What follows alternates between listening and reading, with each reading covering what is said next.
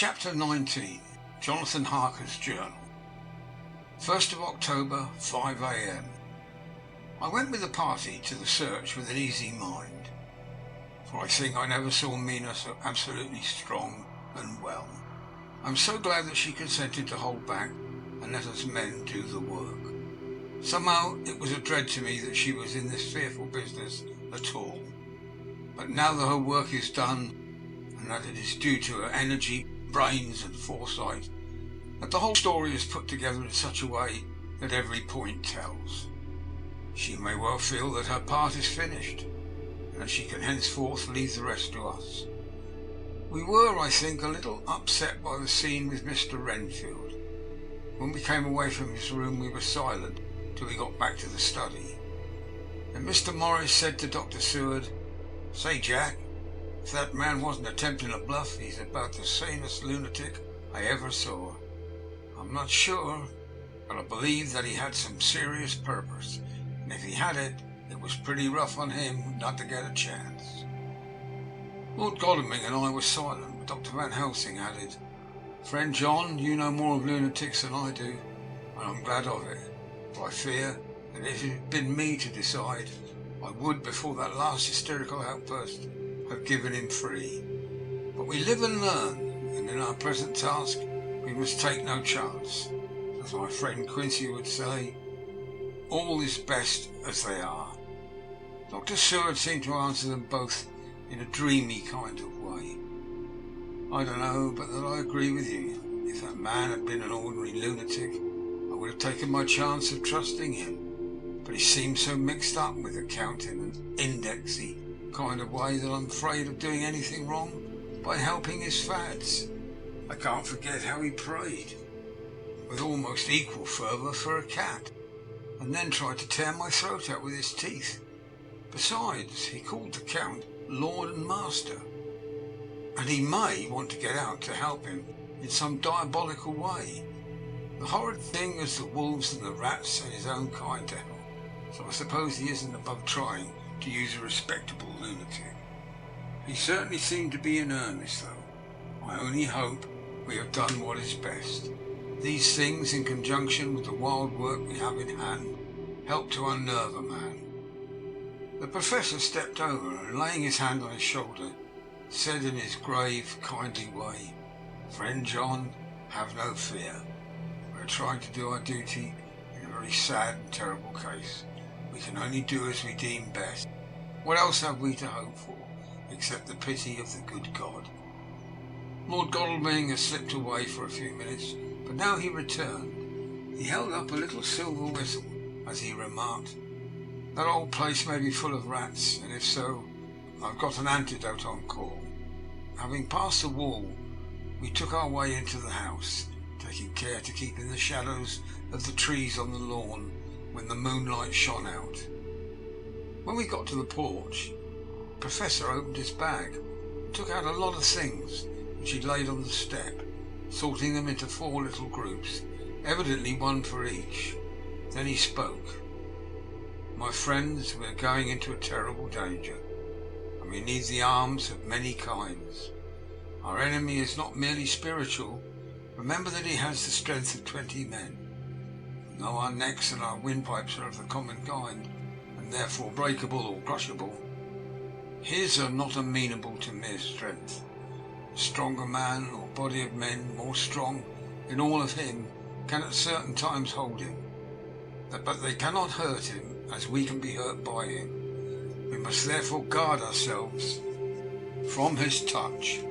Keep this near your heart." As he spoke he lifted a little silver crucifix and held it out to me. I, being nearest to him, "Put these flowers round your neck," and he handed me a wreath of withered garlic blossoms. For other enemies more mundane, this revolver and this knife, and for aid in all, these so small electric lamps which you can fasten to your breast, and for all and above and all the last, this which we must not desecrate needless.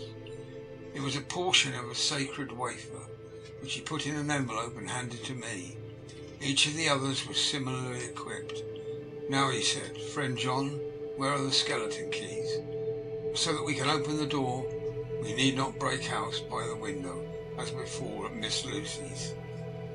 Dr. Seward tried 1 or 2 skeleton keys, his mechanical dexterity as a surgeon standing him in good stead.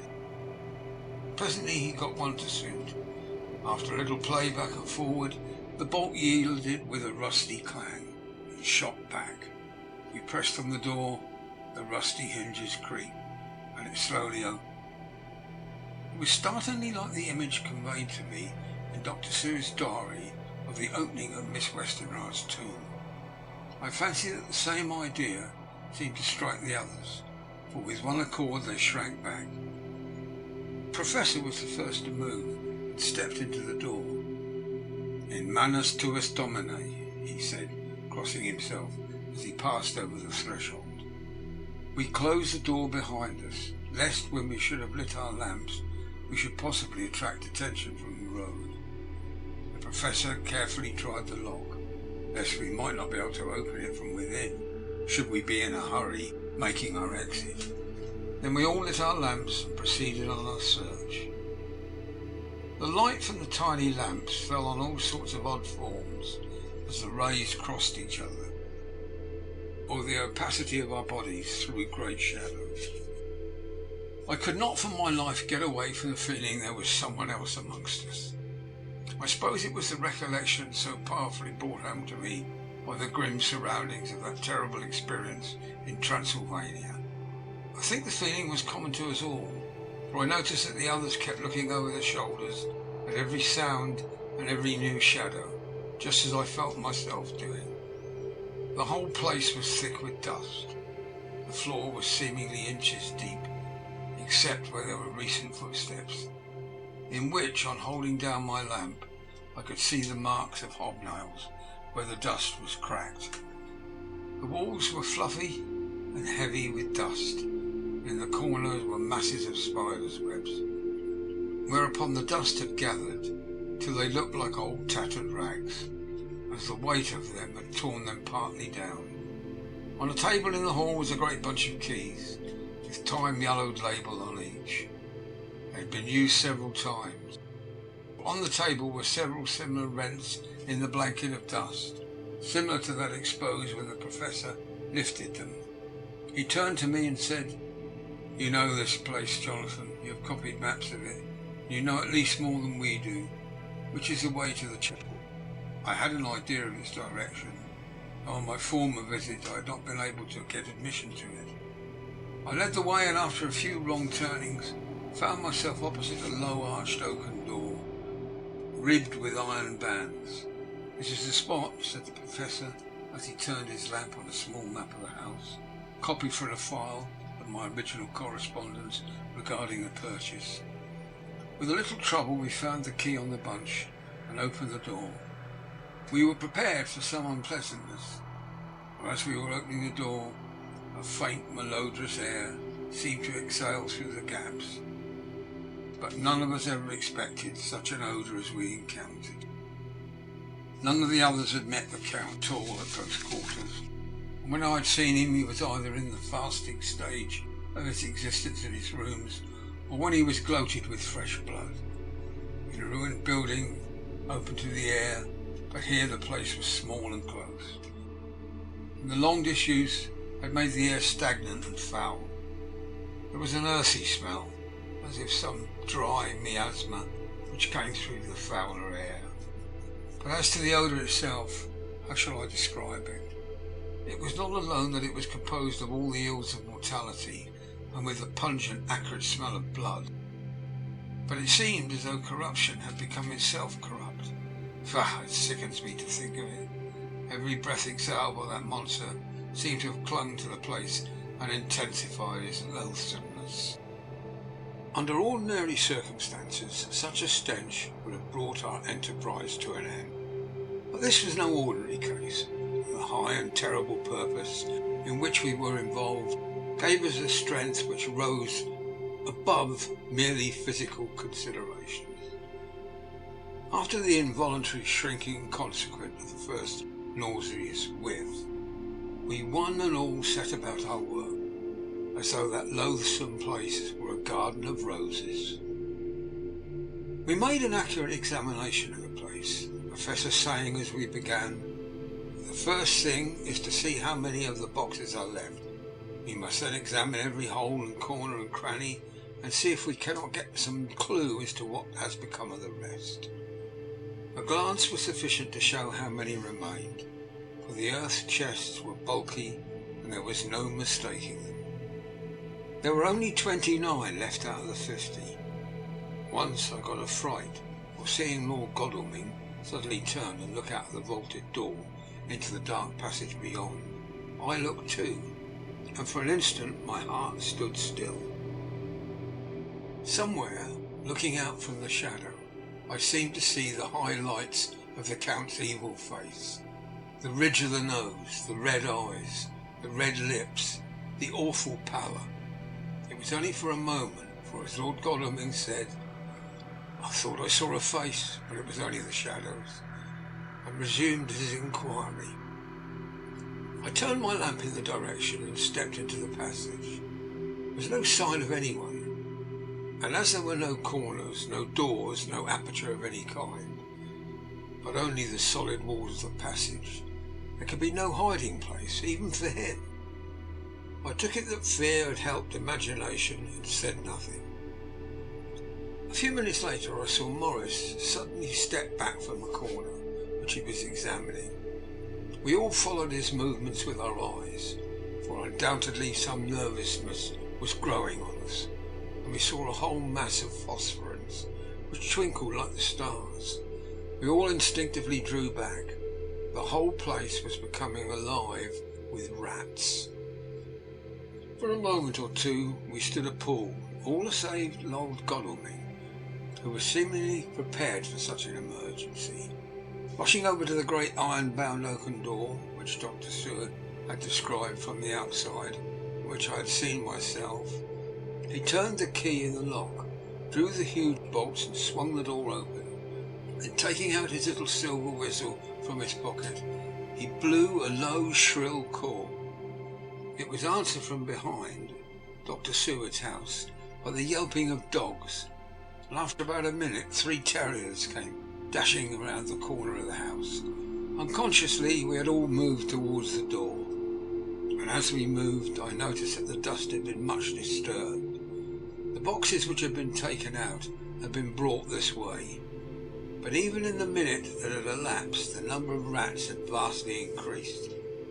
They seemed to swarm over the place all at once, till the lamplight shining on their moving dark bodies and glittering baleful eyes made the place look like a bank of earth set with fireflies.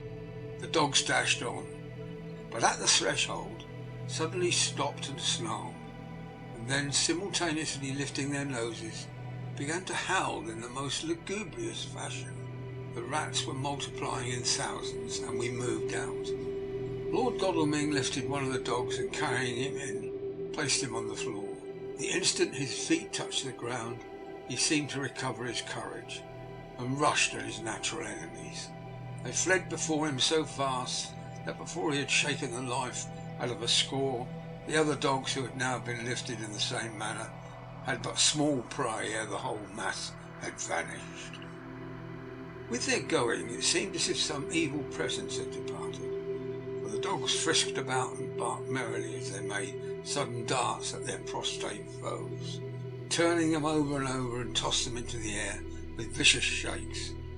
We all seemed to find our spirits rise, whether it was the purifying of the deadly atmosphere, or the opening of the chapel door, or the relief which we experienced by finding ourselves in the open, I know not. But most certainly the shadow of dread seemed to slip from us like a robe, and the occasion of our coming lost something of its grim significance, though we did not slacken a whit in our resolution. We closed the outer door and barred and locked it, and bringing the dogs with us, began our search of the house. We found nothing throughout except dust in extraordinary proportions, and all untouched, save for my own footsteps when I had made my first visit. Never once did the dogs exhibit any symptom of uneasiness, and even when we returned to the chapel, they frisked about as though they had been rabbit hunting in a summer wood.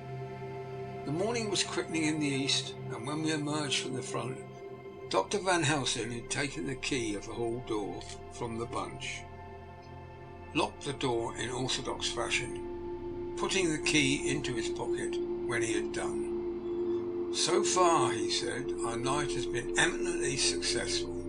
No harm has come to us, such as I feared might be, and yet we have ascertained how many boxes are missing. More than all, I do rejoice that this our first, and perhaps our most difficult and dangerous step, has been accomplished, without the bringing thereinto of our most sweet Madam Mina, or troubling her waking or sleeping thoughts, with sights and sounds and smells of horror which she might never forget. One lesson too we have learned, if it be allowable to argue, a particularly, that the brute beasts which are to the Count's command are yet themselves not amenable to his spirit power. For look, the rats that would have come to his call, just as from his castle top he summoned the wolves to your going and to that poor mother's cry, though they come to him, they run pell-mell from the little dogs of my friend Arthur. We have other matters before us, other dangers, other fears, and that monster, he has not used his power over the brute world for only the last time tonight. So be it that he has gone elsewhere. Good. It has given us an opportunity to cry check in some ways in this chess game, which we play for the sake of human souls. Now let us go home. The dawn is close at hand, and we have reason to be content with our first night's work.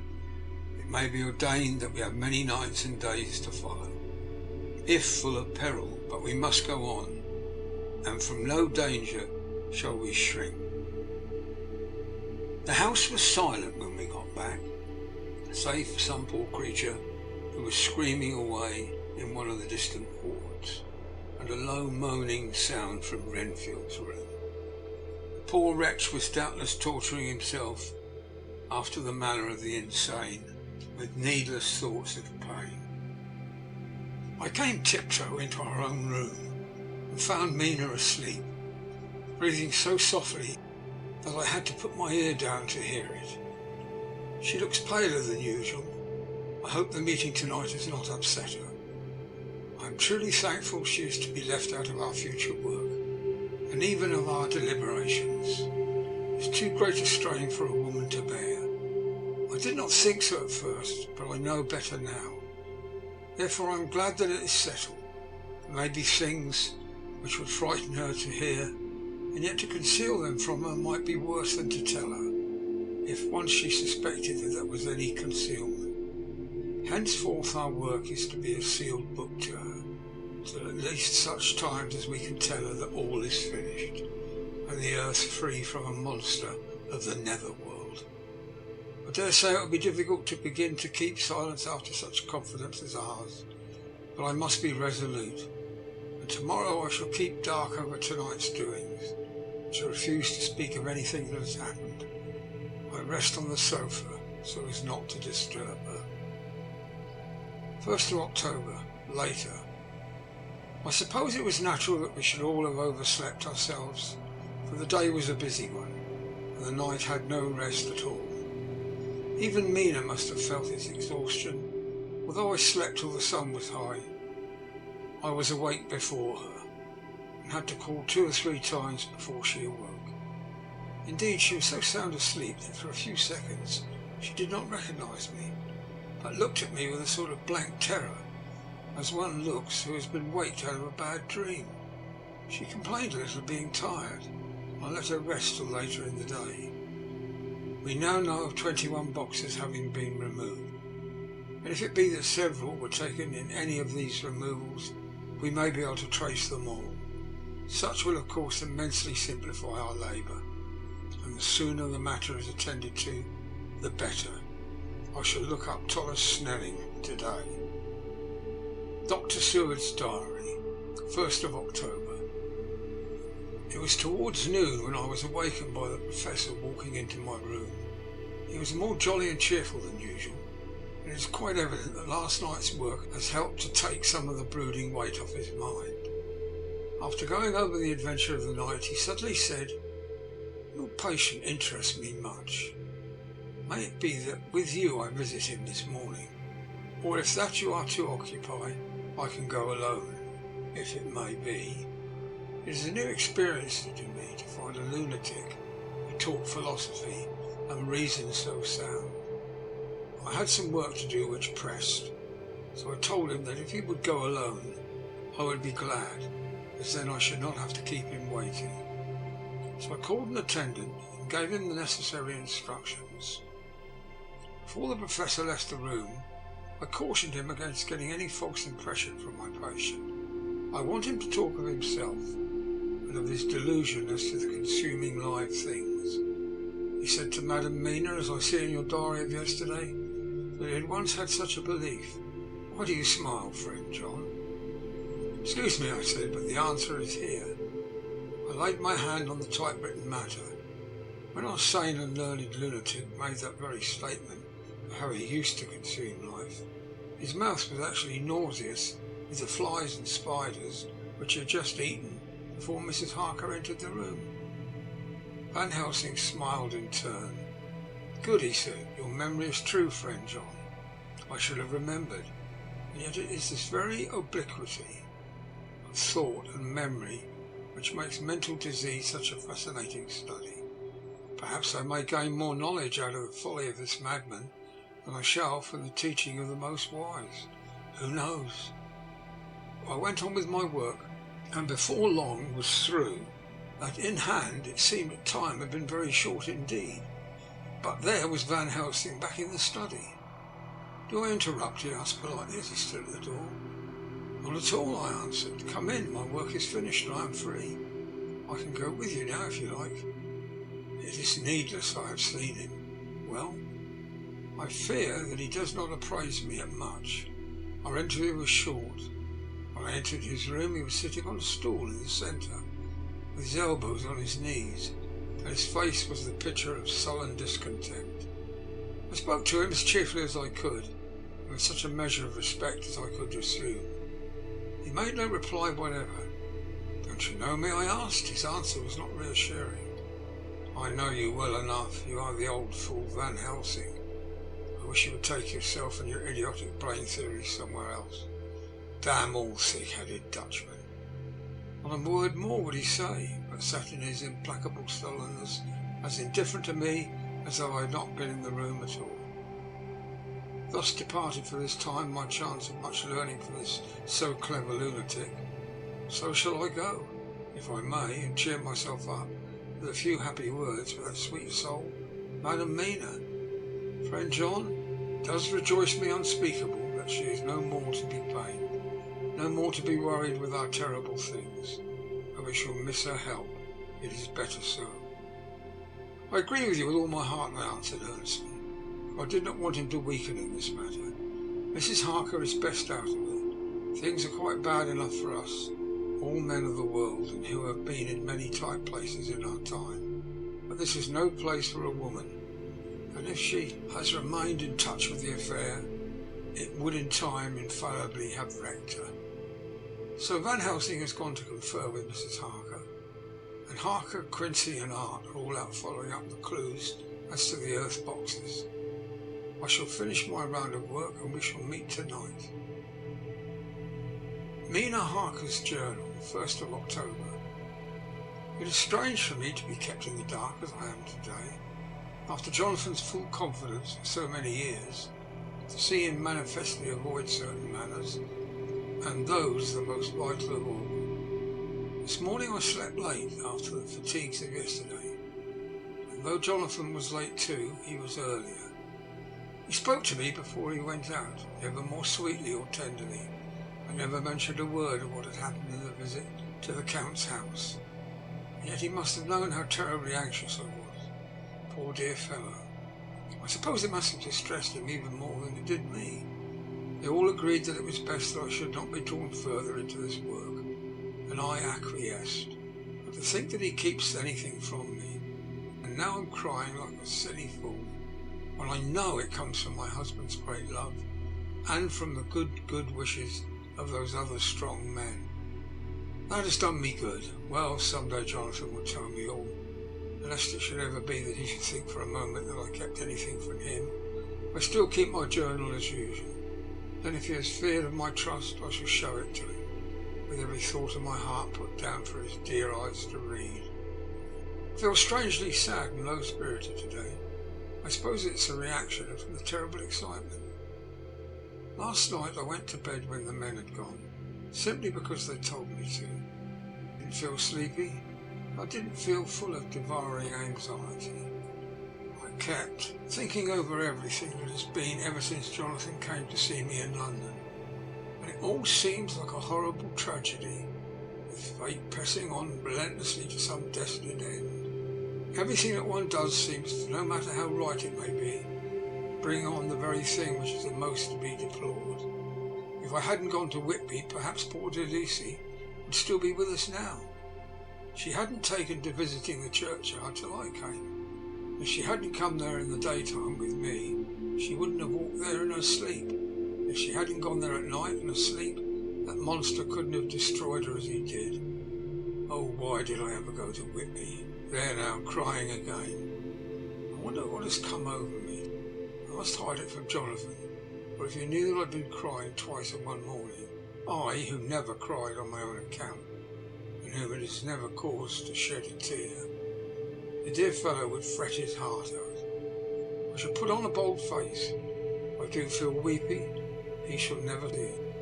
I suppose it's one of the lessons that we poor women have to learn. I can't quite remember how I fell asleep last night. I remember hearing the sudden barking of dogs, and a lot of queer sounds like praying on a very tumultuous scale, from Mr. Renfield's room, which is somewhere under this. And there was silence over everything, silence so profound that it startled me. I got up and looked out of the window. All was dark and silent, the black shadows thrown by the moonlight seeming full of a silent mystery of their own. Not a thing seemed to be stirring, but all to be grim and fixed as death or fate, so that in a thin streak of white mist that crept with almost imperceptible slowness across the grass towards the house seemed to have a sentience and a vitality of its own. I think that the digression of my thoughts must have done me good, for when I got back to bed I found a lethargy creeping over me. I lay a while, but could not quite sleep, so I got up and looked out of the window again. The mist was spreading. I was now close up to the house, so that I could see it lying thick against the wall, as though it was stealing up to the windows. The poor man was more loud than ever, and though I could not distinguish a word he said, I could in some way recognise his tones, some passionate entreaty on his part. Then there was the sound of a struggle, and I knew that the attendants were dealing with him. I was so frightened that I crept into bed and pulled the clothes up over my head, putting my fingers in my ears. I was not then a bit sleepy, at least so I thought, but I must have fallen asleep, for except dreams, I didn't remember anything until morning when Jonathan woke me. I think that it took me an effort and a little time to realise where I was, and that it was Jonathan who was bending over me. My dream was very peculiar. It was almost typical of the way that waking thoughts become merged in or continued in dreams. I lay a while, but could not quite sleep, so I got out and looked out of the window again.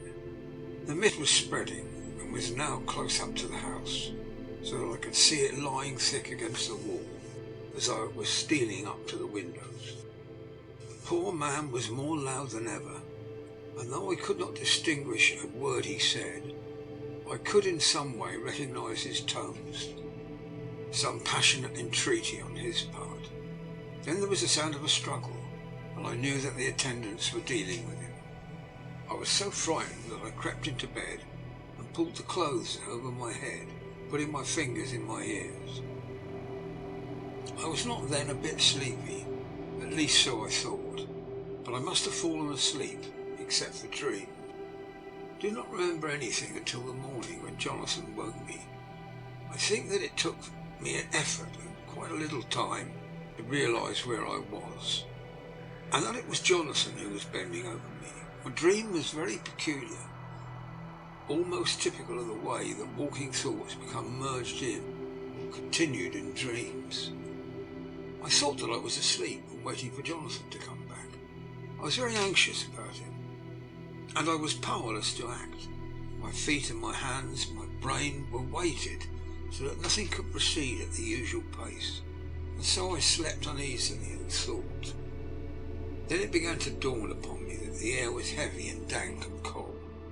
I put back the clothes from my face and found to my surprise that all was dim around. The gaslight which I had left lit for Jonathan, but turned down, came only like a tiny red spark through the fog, which had evidently grown thicker and poured into the room. Then it occurred to me that I had shut the window before I'd come to bed. I would have got out to make certain on the point, but some leaden lethargy seemed to chain my limbs, and even my will. I lay still and endured. That was all. I closed my eyes, but could still see through my eyelids. It is wonderful what tricks our dreams play, and how conveniently we can imagine. The mist grew thicker and thicker. I could see now how it came in, for I could see it like a smoke out of the white energy of boiling water, pouring in, not through the window, but through the jointings of the door. And it got thicker and thicker, till it seemed as if it became concentrated into a sort of pillar cloud in the room, through the top of which I could see a light of the gas shining like a red eye. Then things began to whirl through my brain, just as the cloudy column was now whirling in the room. And through it all came the scriptural words, a pillar of cloud by day and of fire by night. Was it indeed some spiritual guidance that was coming to me in my sleep? But the pillar was composed of both the day and the night guiding, for the fire was in the red eye. At the thought got a new fascination for me, till as I looked at the fire divided, and seemed to shine on me through the fog like two red eyes, just as Lucy told me in her momentary mental wandering when on the cliff the dying sunlight struck the windows of St. Mary's Church. Suddenly the horror burst upon me, but it was thus that Jonathan had seen those awful women growing into reality through the whirling mist of the moonlight. And in my dream I must have fainted, for all became black darkness. The last conscious effort which imagination made was to show me a livid white face bending over me out of the mist. I must be careful of such dreams, for they would unseat one's reason if there were too much of them. I would get Dr. Van Helsing or Dr. Seward to prescribe something for me, which would make me sleep, only that I feared to alarm them. Such a dream at the present time would become woven into their fears for me. Tonight I shall strive hard to sleep naturally. If I do not, I shall tomorrow night get them to give me a dose of oral. That cannot hurt me for once, and it will give me a good night's sleep. Last night tired me more than if I had not slept at all. 2nd of October, 10 p.m. Last night I slept, but did not dream. I must have slept soundly, for I was not waked by Jonathan coming to bed. The sleep had not refreshed me, for today I feel terribly weak and spiritless. I spent all yesterday trying to read or lying down dozing. In the afternoon, Mr. Renfield asked if he might see me. Poor man, he was very gentle, and when I came away he kissed my hand and bade God bless me. Some way it affected me much. I'm crying when I think of it. This is a new weakness of which I must be careful. Jonathan would be miserable if he knew I'd been crying. He and the others were out till dinner time, and they all came in tired. I did what I could to brighten them up, and I suppose that the effort did me good, for I forgot how tired I was. After dinner they sent me to bed, and all went off to smoke together, as they said. But I knew that they wanted to tell each other what had occurred to each during the day. I could see from Jonathan's manner that he had something important to communicate. I was not so sleepy as I should have been, so before they went I asked Dr. Seward to give me a little opiate of some kind, as I had not slept well the night before. He very kindly made me up a sleeping draught, which he gave to me, telling me that it would do me no harm, as it was very mild. I have taken it, and I am waiting for sleep, which still keeps aloof. I hope I have not done wrong, for as sleep begins to flirt with me, a new fear comes, that I may have been foolish in thus depriving myself of the power of waking. I might want it. Here comes sleep. Good night. End of chapter 19. Chapter 20. Jonathan Harker's Journal. 1st of October, evening. I found Thomas Snelling in his house at Bethnal Green, but unhappily he was not in a condition to remember anything. The very prospect of beer, which I expected coming and open to him, had proved too much, and he began too early on his expected debauch. I learned, however, from his wife, who seemed a decent poor soul, that he was only the assistant to Smollett, who, of the two mates, was the responsible person. So off I drove to Walworth and found Mr. Joseph Smollett at home, and in his shirt sleeves, taking a late tea out of a saucer. He's a decent, intelligent fellow, distinctly a good, reliable type of workman, and with a headpiece of his own. He remembered all about the incident from the boxes, from a wonderful dog-eared notebook which he produced for some mysterious receptacle about the seat of his trousers, and which had hieroglyphical entries in thick, half-obliterated pencil. He gave me the destinations of the boxes. There were, he said, 6 in the cargo, which he took from Carfax, and left at 197 Chicksand Street, Mile End, Newtown, and another 6 which he deposited at Jamaica Lane, Bermondsey. If then the Count meant to scatter these ghastly refuges of his over London, these places were chosen at the first of delivery, so that later he might distribute more fully. The systematic manner in which this was done made me think that he could not mean to confine himself to 2 sides of London. He was now fixed on the far east of the northern shore, on the east of the southern shore, and on the south. The north and west were surely never meant to be left out of his diabolical scheme, let alone the city itself in the very heart of fashionable London in the south-west and west. I went back to Smollett and asked him if he could tell us if any other boxes had been taken from Carfax. He replied, "Well, governor, you treated me very handsome. I'd given him half a sovereign, and I'll tell you all I know. I heard a man by the name of Bloxham say 4 nights ago, in the Hare and Hounds in Pincher's Alley, as though he'd had his mate done a rare dusty job in an old house at Perfect. There ain't many such jobs in this here, and I'm thinking that maybe Sam Bloxham could tell you something." I asked him if he could tell me where to find it. I told him that if he could get me the address, it would be worth another half sovereign to him. So he gulped down the rest of his tea and stood up, saying that he was going to begin the search then and there. At the door he stopped and said, "Look here, governor, there ain't no sense in me keeping you here. I may find Sam soon, or I mayn't. But anyway, he ain't like to be in a way to tell you much tonight. Sam is a rare one, and when he starts on the booze, you can give me an envelope with a stamp on it and put your address on it. I'll find out where Sam is to be found and post it to you tonight. Maybe you won't catch him, but for Sam gets off main early. Never mind the booze the night before." This was all practical, so one of the children went off with a penny, buy an envelope and a sheet of paper, and to keep the change. When she came back, I addressed the envelope and stamped it, and when Smollett had again faithfully promised to post the address when found, I took my way home. We are on the track anyhow. I'm tired tonight, I want to sleep. Mina is fast asleep, and looks a little too pale.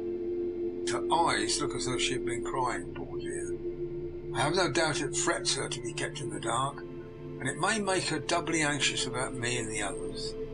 But it is best as it is.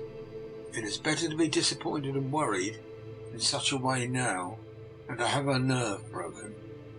The doctors were quite right to insist on her being kept out of this dreadful business. I must be firm, for on me this particular burden of silence must rest. I shall not ever enter on the subject with her under any circumstances. Indeed, it may not be a hard task after all, for she herself has become reticent on the subject, and has not spoken of the Count or his doings ever since we told her of our decision. 2nd of October, evening. A long and trying and exciting day. By the first post I got my directed envelope with a dirty scrap of paper enclosed, on which was written with a carpenter's pencil in a sprawling hand, Sam Bloxham, Corcrans, 4 Porter's Court, Bartle Street, Walworth. Ask for the deputy. I got the letter in bed and rose without waking Mina. She looked heavy and sleepy and pale, and far from well. I determined not to wake her, but that, when I should return from this new search, I would arrange for her going back to Exeter.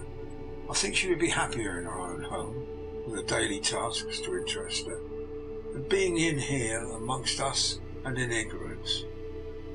I only saw Dr. Seward for a moment and told him where I was off to, promising to come back and tell the rest as soon as I should have found out everything. I drove to Walworth and found with some difficulty Potter's Court.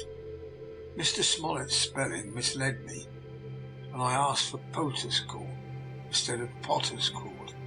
However, when I found the court, I had no difficulty in discovering Corcoran's lodging house. When I asked the man who came to the door for deputite, he shook his head and said, "I don't know him. There's no such person here. Never heard of him in all the blooming days. Don't believe there ain't anybody of that kind living here or anywhere." So I took out Smollett's letter, and as I read it, it seemed to me that the lesson of the spelling of the name of the court might guide me. "What are you?" I asked. "I'm a deputy," he answered. I saw at once I was on the right track. Phonetic spelling had again misled me. A half-a-crown tip put the deputy's knowledge at my disposal, and I learned that Mr. Bloxham, who had slept off the remains of his beer on the previous night at Corcoran's, had left for his work at Popular at 5 o'clock that morning. He could not tell me where the place of work was situated, but he had a vague idea that it was some kind of newfangled warehouse, and with this slender clue I had to start for Popular. It was 12 o'clock before I got any satisfactory hint of such a building, and this I got at a coffee shop where some workmen were having their dinner. One of those suggested there was being erected at Cross Angel Street a new cold storage building, and as this suited the condition of a newfangled warehouse, I at once drove to it. An interview with a surly gatekeeper and a surlier foreman, both of whom were appeased with the coin of the realm, put me on the track of Bloxham. He was sent for on my suggesting I was willing to pay his day's wages to his foreman for the privilege of asking him a few questions on a private matter. He was a smart enough fellow, though rough of speech and bearing. When I promised to pay for his information, I had given him an earnest. He told me that he had made 2 journeys between Carfax and a house in Piccadilly, and he had taken from this house to the latter 9 great boxes, main heavy ones, with a horse and cart hired by him for the purpose. I asked him if he could tell me the number of the house in Piccadilly, to which he replied, "Well, Governor, I forgets the number, but it was only a few doors from a big white church, something of the kind, not long built. A dusty old house, though nothing to the dustiness of the house we took the blooming boxes from." "How did you get into the houses, if they were both empty?" "There was an old party what engaged me waiting at the house in Burfleet. He helped me to lift the boxes and put them in the dray. Curse me, but he was the strongest chap I ever struck. And him an old fellow with a white moustache, one that thin you'd think he couldn't throw a shadow." How this phrase thrilled through me. Why, he took up its end of the boxes like they were pounds of tea, and me a puffing and a blowing before I could end mine up. Anyhow, I'm no chicken either. "How did you get into the house in Piccadilly?" I asked. "He was there too." He must have started off and got there for me. When I rang on the bell, he'd open the door himself and help me carry the boxes into the hall. The whole 9, I asked. Yeah, there was 5 in the first load, 4 in the second. It was main dry work. I don't so well remember how I got home. So I interrupted him. Were the boxes left in the hall? Yes, it was a big hall. There was nothing else in it. I made one more attempt to further matters.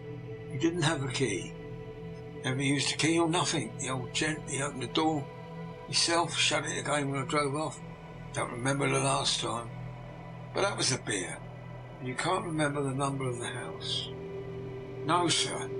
You need have no difficulty about that. It's a iron with a stone front and a bow on front of it. High steps up to the door. I know them steps.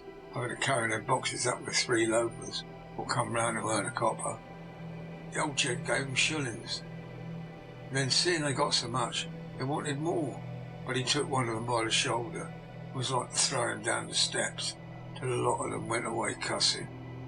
I thought that with this description I could find the house. So having paid my friend for his information, I started off for Piccadilly. I'd had a new, painful experience. The Count could, it was evident, handle the earth boxes himself. So, if so, time was precious. For now that he had achieved a certain amount of distribution, he could, by choosing his own time, complete the task unobserved. At Piccadilly Circus, I discharged my cab and walked westward beyond the Junior Constitutional. I came across the house described and satisfied that this was the next of the lairs arranged by Dracula. The house looked as if it had been long untenanted. The windows were encrusted with dust and the shutters were up, and the framework was black with time, and from the iron the paint had mostly scaled away. It was evident that up to lately there had been a large notice board in front of the balcony. It had, however, been roughly torn away, the uprights which had supported it still remaining. Behind the rails of the balcony I saw there were some loose boards, whose raw edges looked white. I would have given a good deal to have been able to see a notice board intact, as it would perhaps have given the son some clue to the ownership of the house. I remember my experience of the investigation and purchase of Carfax. I could not but feel that if I could find the former owner, there might be some means discovered of gaining access to the house. There was at present nothing to be learned from the Piccadilly site, and nothing could be done, but I went round to the back to see if anything could be gathered from this quarter. The mews were active, the Piccadilly houses being mostly in occupation. I asked 1 or 2 of the grooms and helpers, whom I saw around, if they could tell me anything about the empty house. One of them said that he had heard it lately had been taken, but he couldn't say from whom. He told me, however, that up to very lately there had been a notice board of for sale up, and that perhaps Mitchell and Sons and Candy, the house agents, could tell me something, as he thought he had remembered seeing the name of that firm on the board. I did not wish to seem too eager, or to let my informant know or guess too much. So, thanking him in the usual manner, I strolled away. It was now growing dusk, and the autumn night was closing in, so I did not lose any time. Having learned the address of Mitchell, Sons and Candy from a directory at the Berkeley, I was soon in their office in Sackville Street. The gentleman who saw me was particularly suave in manner, but uncommunicative in equal proportion. Having once told me that the Piccadilly house, which throughout our interview he called a mansion, was sold, he considered it my business as concluded. When I asked who had purchased it, he opened his eyes a thought wider, and paused a few seconds before replying, "It is sold, sir." "Pardon me," I said with equal politeness, "but I have a special reason for wishing to know who purchased it." Again he paused longer, and raised his eyebrows still more. "It is sold, sir," was his laconic reply. "Surely," I said, "you do not mind letting me know so much?"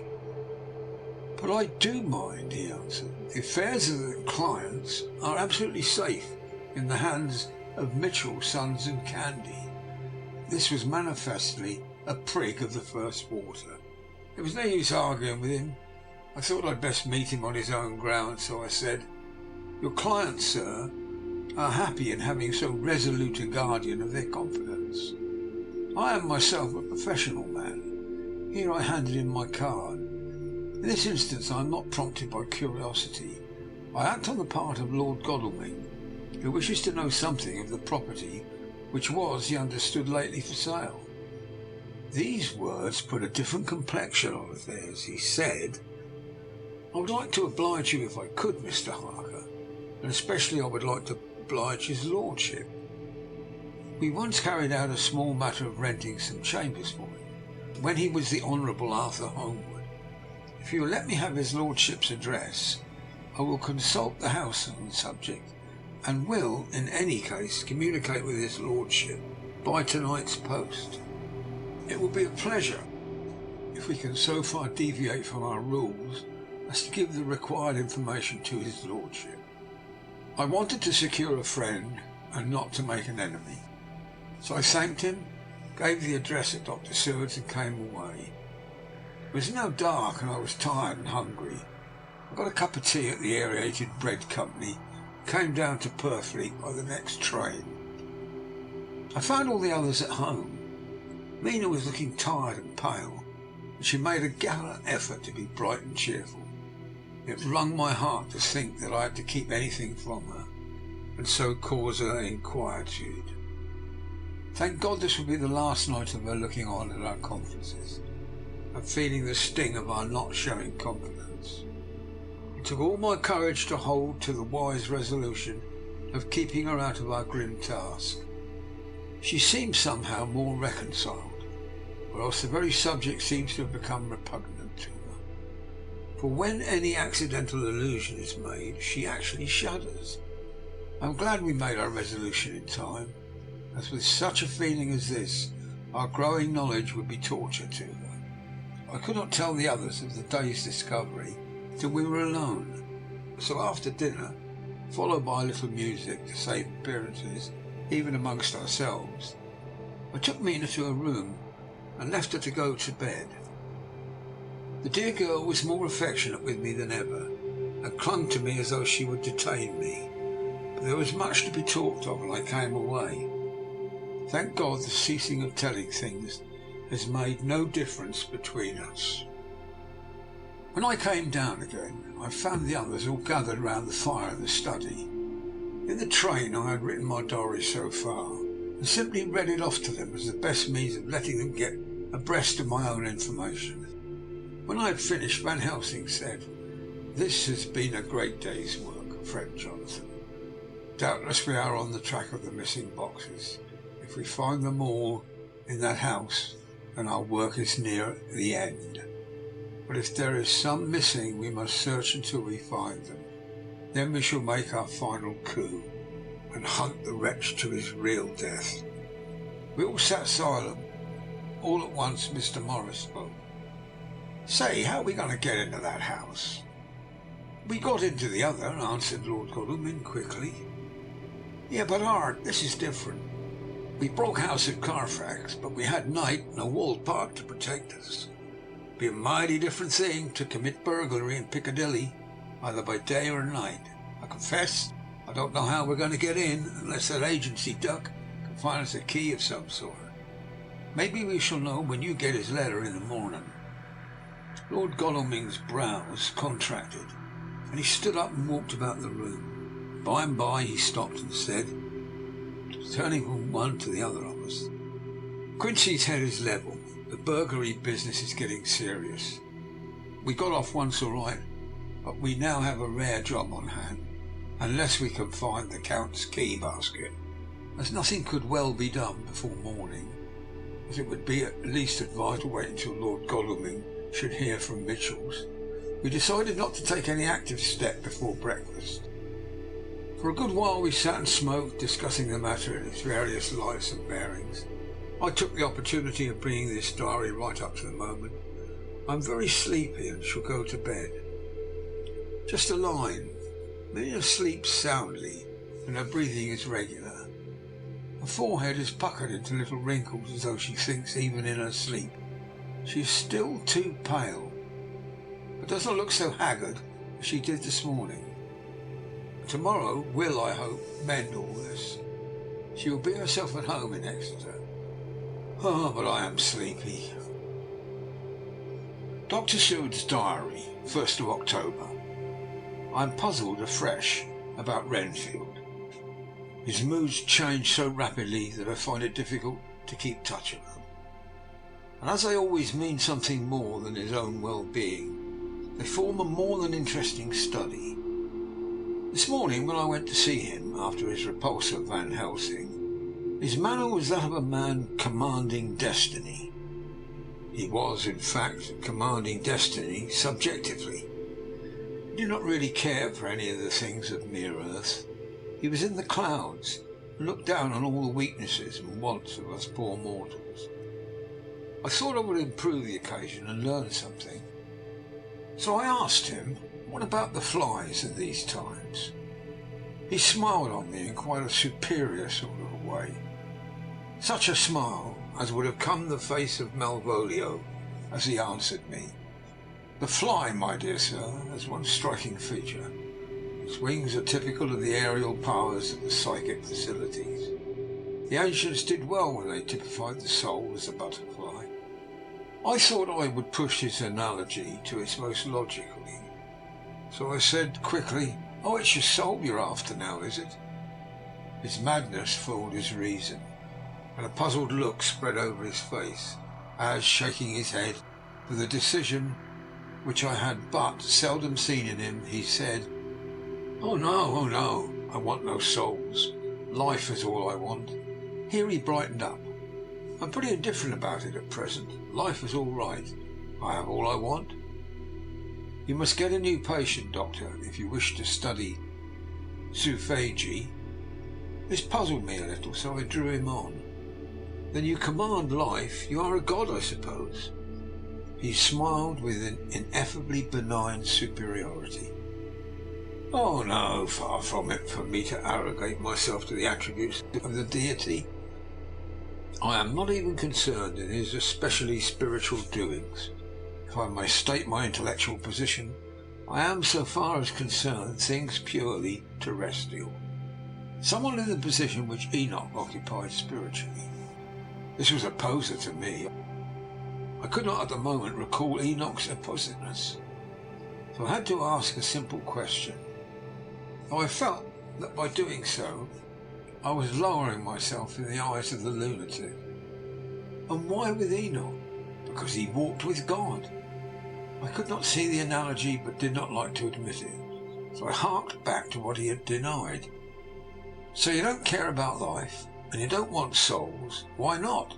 I put my question quickly and somewhat sternly, on purpose to disconcert him. The effort succeeded, for in an instant he unconsciously relapsed into his old servile manner, bent low before me, and actually fawned upon me as he replied, "I don't want any souls. Indeed. I could use them if I had them. They would be of no manner of use to me.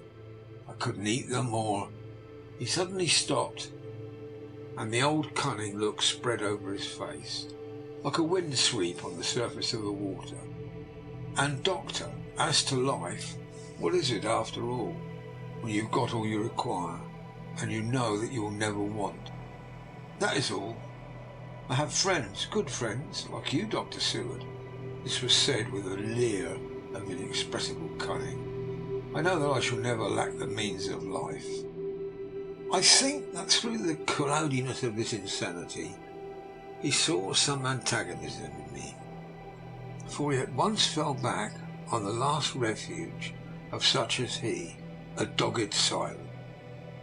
After a short time I saw that for the present it was useless to speak to him. He was sulky, and so I came away. Later in the day he sent for me. Ordinarily I would not have come without special reason, but just at present I am so interested in him that I would gladly make the effort. Besides, I am glad to have anything to help pass the time. Harker is out following up clues. So are Lord Godalming and Quincy. Van Helsing sits in my study, poring over the record prepared by the Harkers. He seems to think that by accurate knowledge of all details, he will light upon some clue. He does not wish to be disturbed in the work without cause. I would have taken him with me to see the patient, only I thought that after his last repulse he might not care to go again. There was also another reason. Renfield might not speak so freely before a third person as when he and I were alone. I found him sitting out in the middle of the floor on his stool, a pose which is generally indicative of some mental energy on his part. When I came in, he said at once, as though the question had been waiting on his lips, "What about souls?" It was evident that my surmise had been correct. Unconscious cerebration was doing its work, even with the lunatic. I determined to have the matter out. "What about them yourself?" I asked.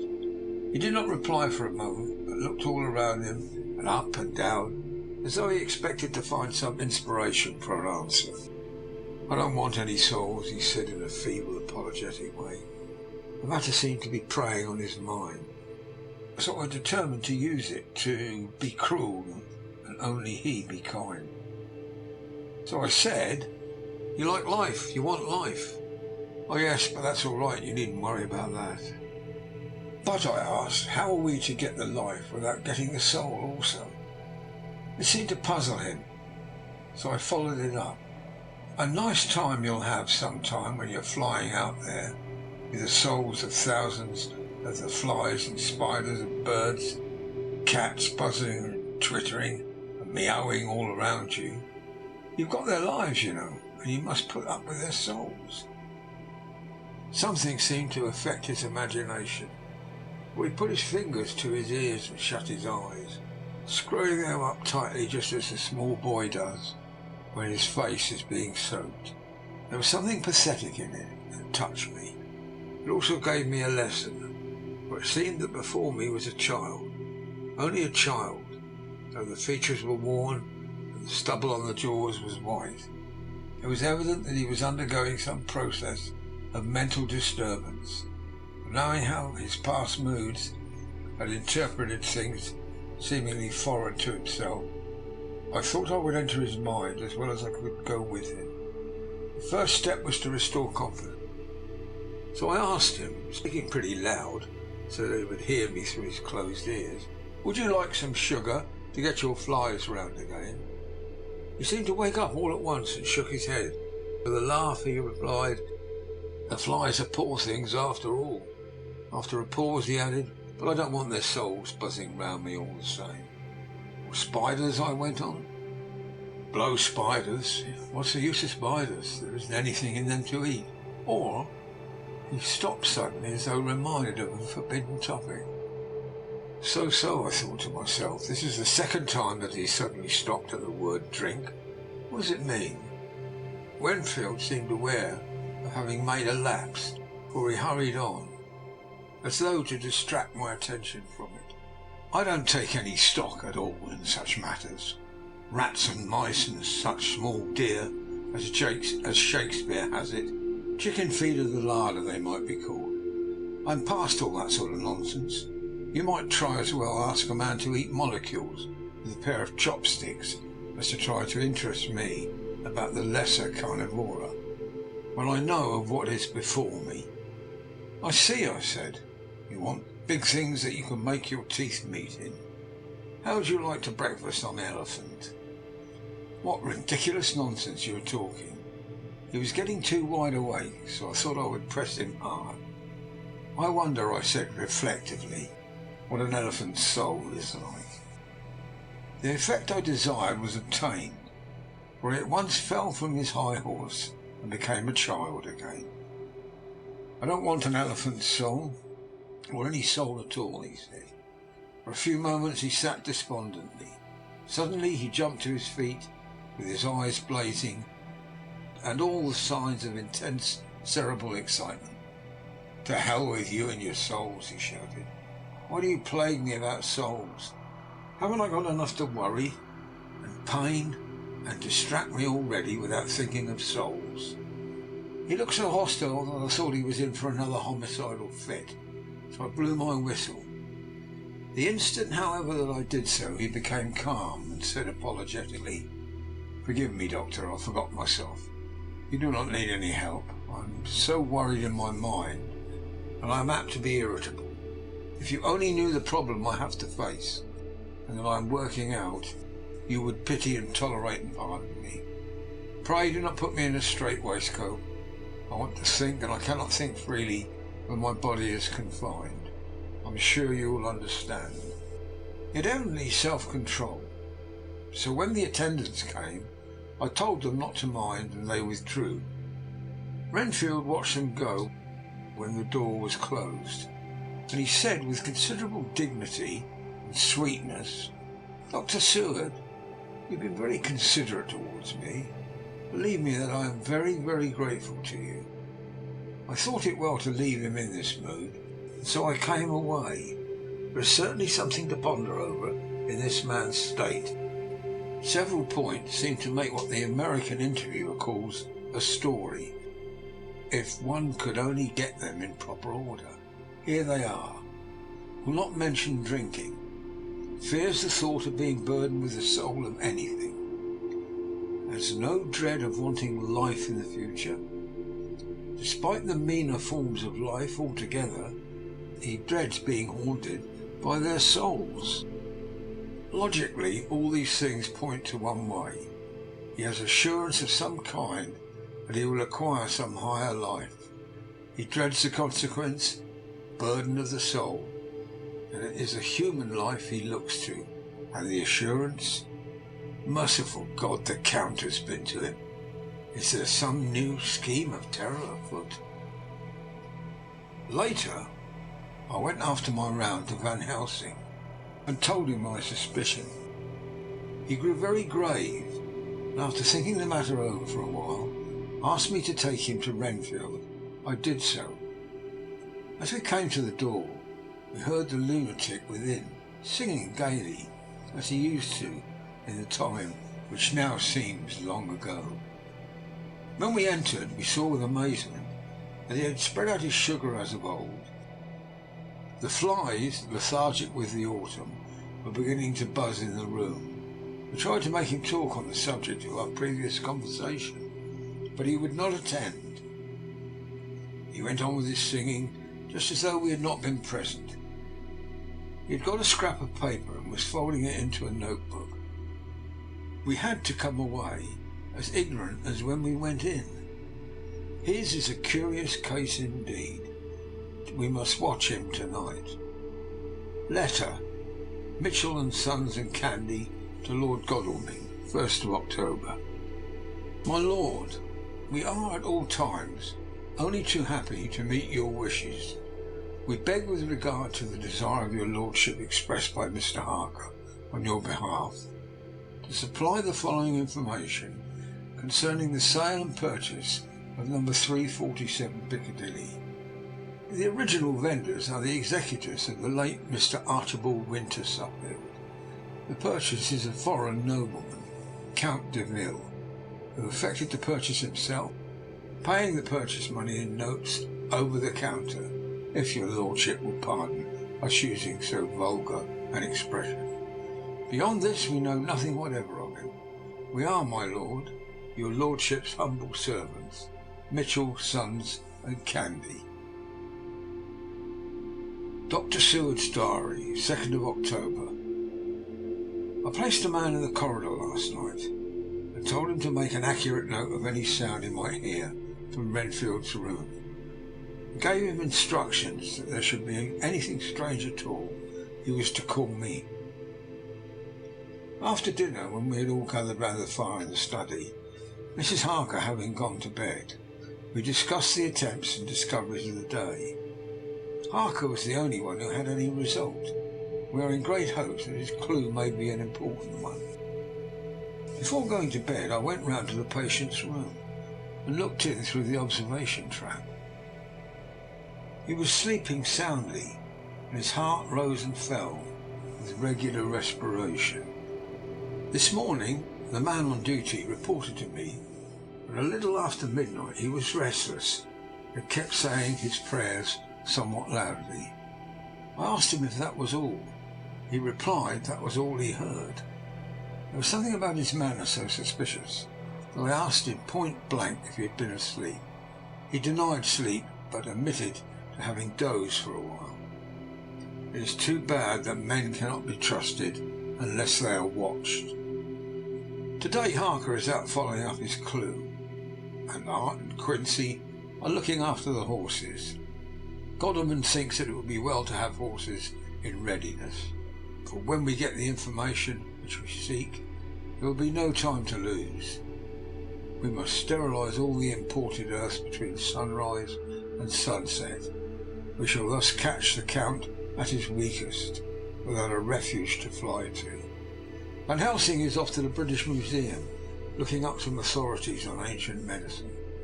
The old physicians took account of such things which their followers do not accept, and the professor is searching for witch and demon cures which may be useful to us later.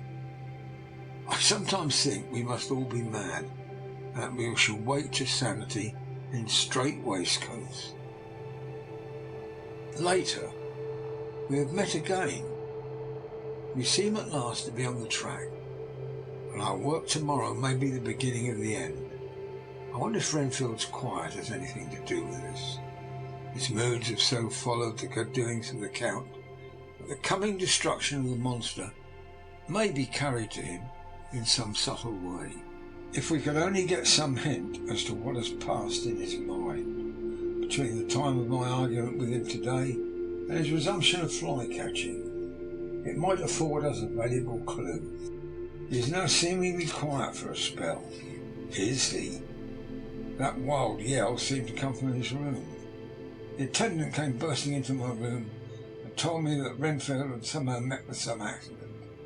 He had heard him yell and went to him and found him lying on his face on the floor, all covered with blood. I must go at once. End of chapter 20.